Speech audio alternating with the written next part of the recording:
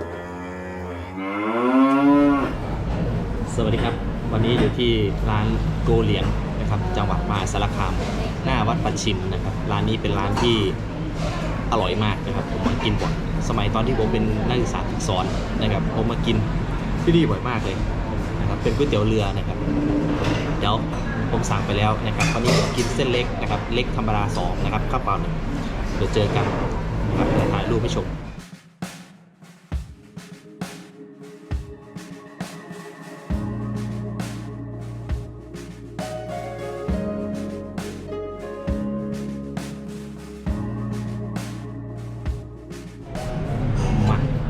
ถ้วยนะครับ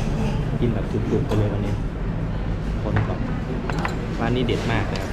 ผมชอบมากร้านนี้มากินบ่อยมากนะครับช่วงที่เป็นนักศึกษาฝึกสอนก็มากินบ่อย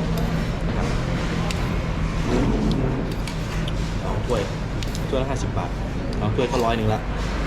บวกข้าวไปอันนี้คือทีเด็ดเลยนี่ผมจะกินนี้นี่ไหมพริกน้ำส้มจุกๆลงไปพริกน้ำส้มต้องจุกๆกินตอนนี้ค่อยไปที่ตอนเย็นพริกป่นคือผมชอบก๋วยเตี๋ยวพริกสดนะพริกป่นผมจะใส่นิดเดียวพอ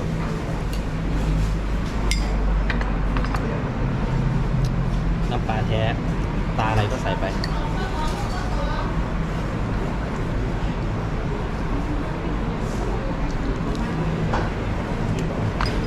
ใส่น้ำปลาแท้ไปน้ำตาล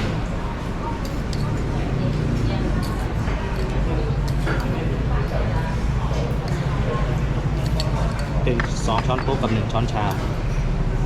นะครับ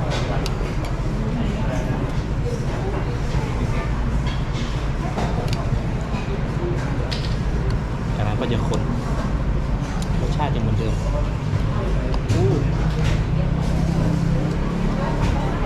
ถ้าชิมถ้วยแรกแล้วอร่อยถ้วยที่2ก็อร่อย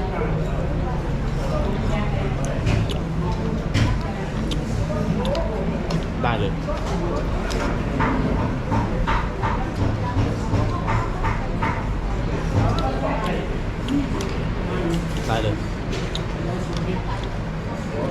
ปลานิดหน่อย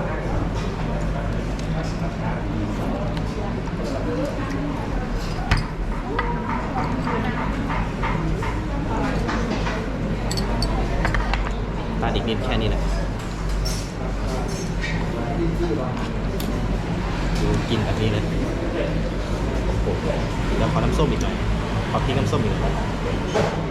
พริกน้ำส้มหน่อยช่ำดูเส้นอันนี้ข้าวเลยกินนี้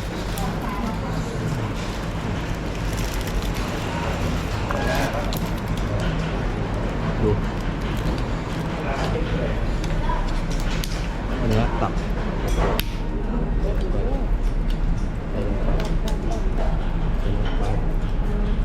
ใส่ลงไป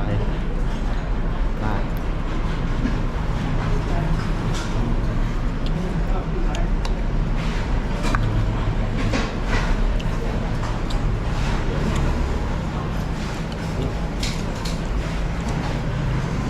เรื่องไหนครับใส่ลงไป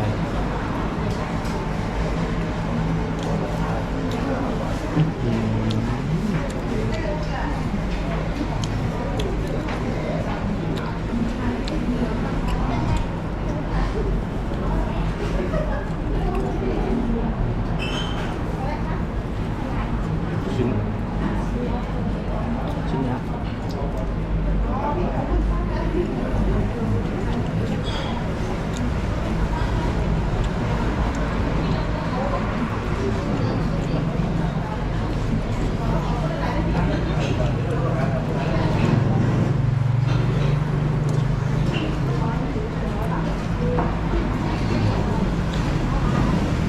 นานๆทีมากินต้องคุ้มครับ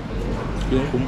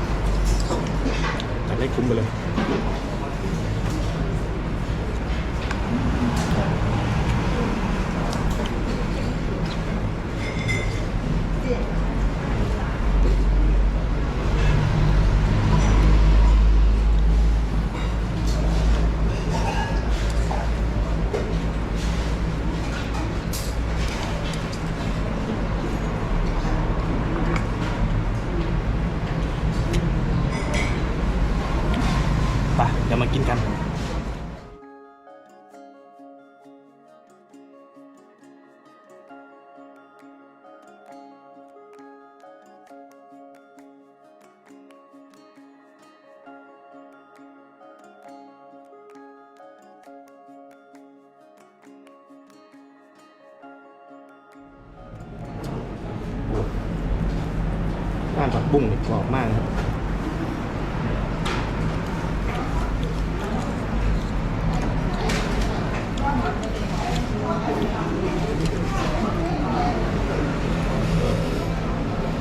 ลูกชิ้นล้วน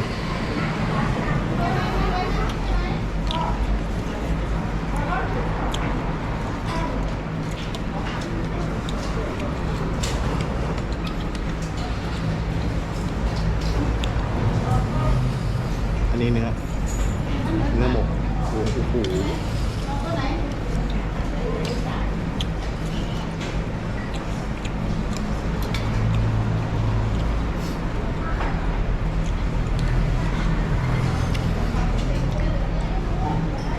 ได้กี่ริ้ว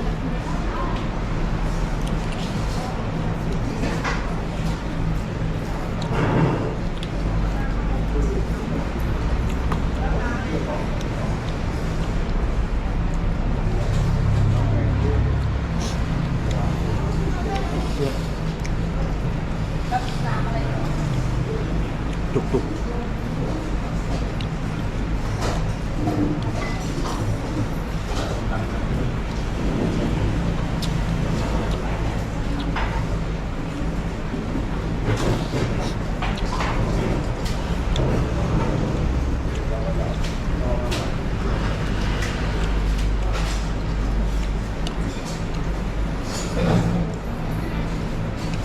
เสร็จแล้ว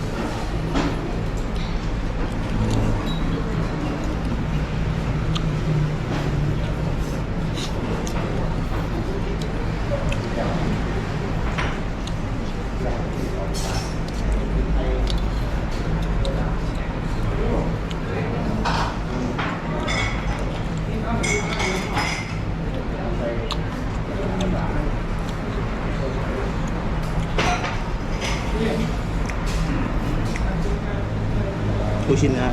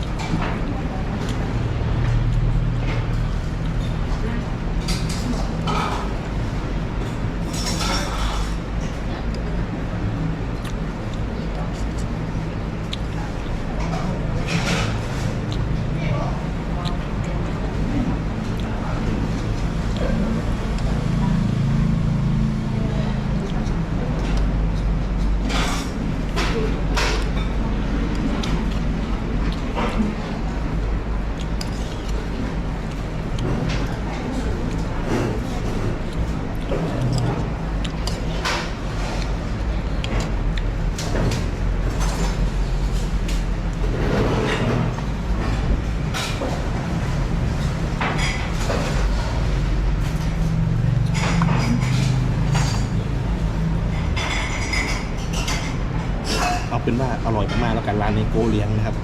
ตรงข้ามวัดประชิมอำเภอเมืองตำบลตลาดอำเภอเมืองจังหวัดมหาสารคามว่างๆก็แวะกันมาครับคลิปหน้า